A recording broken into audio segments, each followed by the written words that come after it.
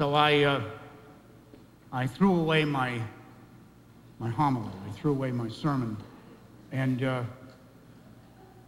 I just want to talk to you this morning. Maybe ramble a bit, but I think something's going on. I think something's happening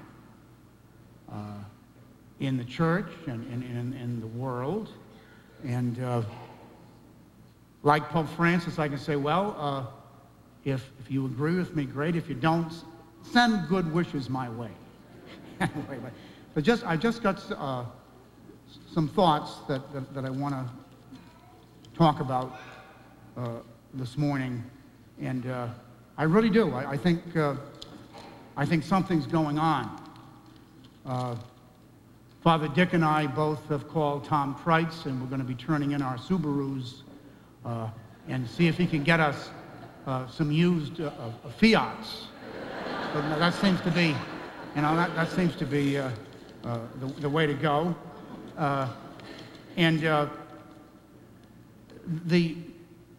There's something happening here, simplicity and really focusing on the gospel, the parable of the Last Judgment, to feed the hungry, to clothe the naked, to take care of the sick, to visit the imprisoned.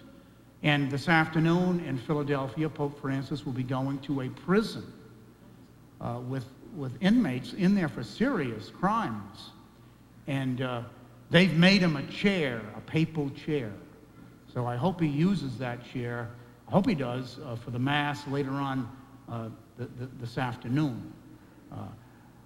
But he's really focusing on that very, very strongly. And it seems that people are attracted to him, people of faith or people with little or no faith. It seems that what he says fits what he does. He's not preaching one thing and practicing another. In other words, he's being genuine. He's an absolutely genuine person.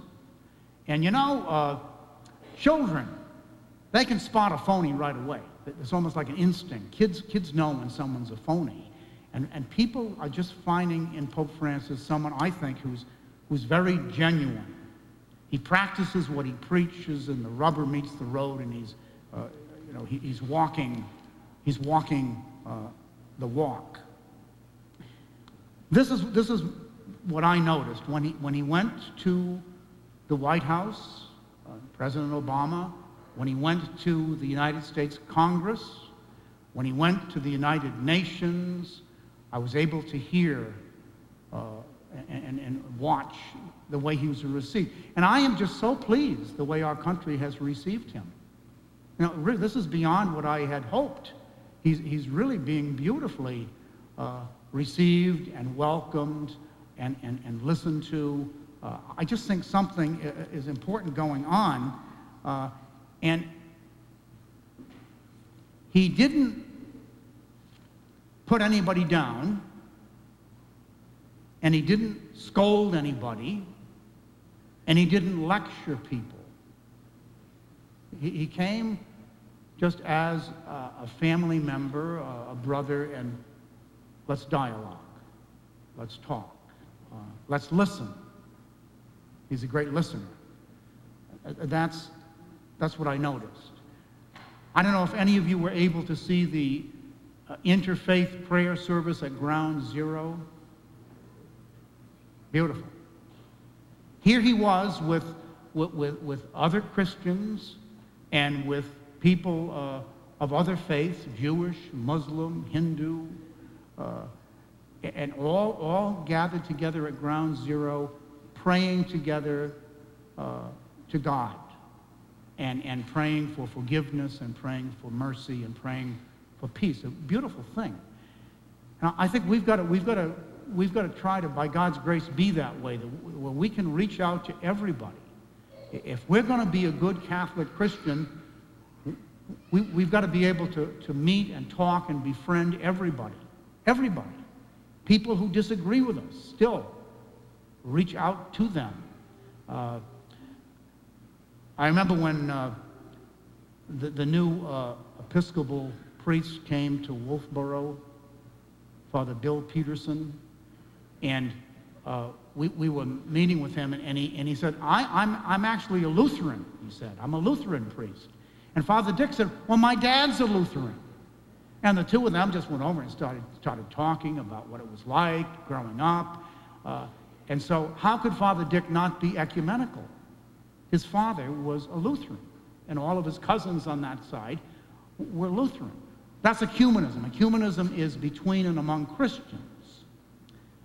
Interfaith goes beyond that. Interfaith is with people who are not Christians, but of other faiths.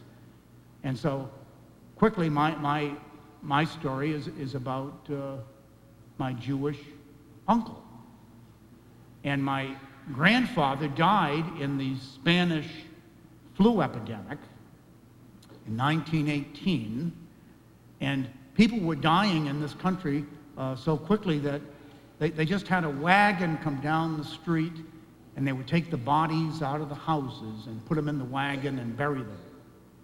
So we never had a funeral or anything. And 4 kids, my grandmother had 4 little kids, and the relatives said, well, we'll take care of them. They were going to divide them up. You take this one, I'll take that one. Well, her sister was married to a Jewish gentleman in California, and he said, no way are we going to divide up this family. And every month, the check came from Manhattan Beach. And he kept, single-handedly, he kept that family together. So how can I possibly have anything but love and appreciation and respect for the Jewish people? Now, in that first reading that Phil read, Moses said, would that the Lord might bestow his Spirit on them all. Well, I really believe that Father Dick's father, the Spirit was on him, and certainly on my Jewish uncle, the Spirit was on him. And that's got to be our attitude. Would that God would bestow his Holy Spirit upon everybody. So let's get rid of it. It's hard. But any negative thinking, any prejudice that we have, we want to get rid of that and reach out. Reach out by the grace of God and treat everybody as Pope Francis is doing, with really great respect and great love. Poverty and taking care of the homeless and taking care of the hungry and the sick. We're already doing some things. We have St. Catherine Drexel's dresser here for the lighthouse. And this is to help expectant mothers when the baby's in the womb. Like Chris here. How many months are you along? 8.5. Boy, you could give birth anytime. But the whole idea of taking care of life from the beginning to the natural end. But the lighthouse, that's what it does. It helps mothers have their baby, and then once the baby's born, it continues with cribs and diapers and bassinets and all of those wonderful things, formula food. We have that. We have the coat rack, and that's doing a marvelous, I think, helping people as winter comes. Rick Hilton is in charge of the charity fund. It's your money. But what he's doing, which I didn't do, and the deacons have already, that's been their history to take care of the charity. He's having people come in, he's talking to them, he's spending time with them, he's getting to know them, and that's the way charity should be done, face to face.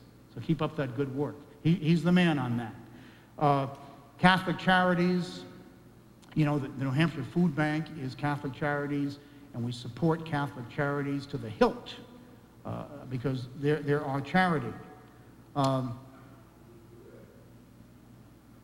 You remember when the refugee flow began in Europe?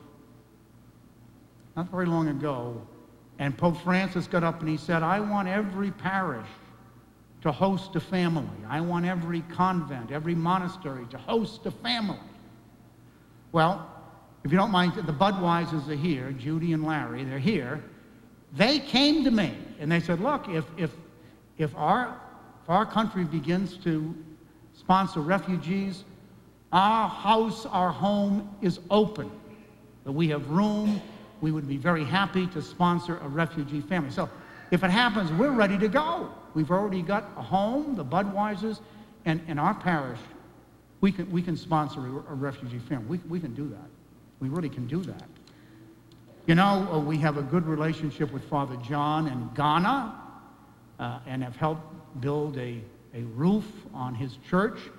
And we're also really developing a relationship with Father Mark Boisvert from Haiti. He's been here 2 summers in a row.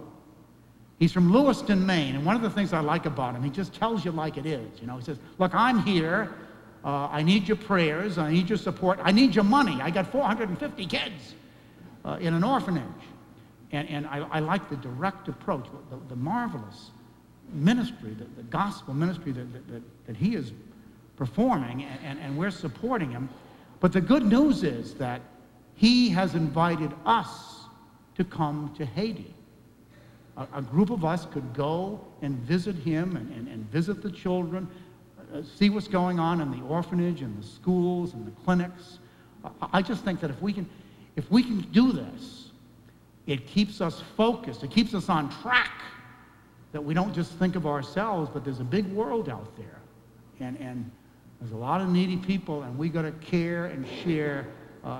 We can do it. So I'm hoping that happens.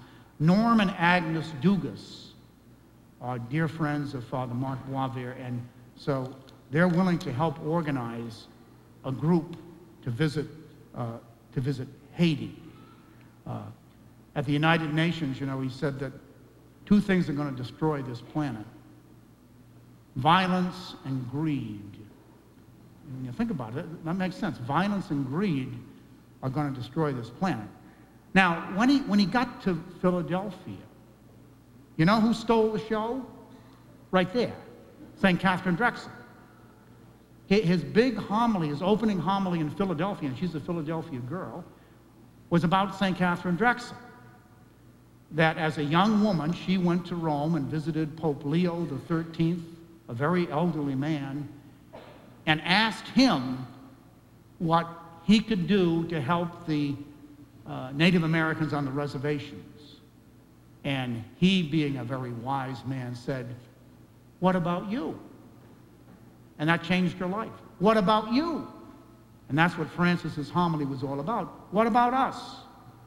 And so she dedicated her whole life to the Native Americans and to the slaves, the black people that had just been released from slavery. Extraordinary story. But there's the message that our patron saint gives us. What about us? Right now, this is his last day for the World Meeting on Families. And our own Gertrude Hammond has been there all week long, going to the conferences. She's with her son, Matthew, who's at the University of Pennsylvania. And they're going together to the different conferences. And she writes, please keep me and the attendees from around the world in your prayers this week, and be assured that I will keep our parish family and all of you in mind. Something is happening. I know we get a pretty good-sized congregation here on weekends, but he's going to beat us out. He's going to have over 1 million people this afternoon for his closing Mass. Something's going on. Something's happening.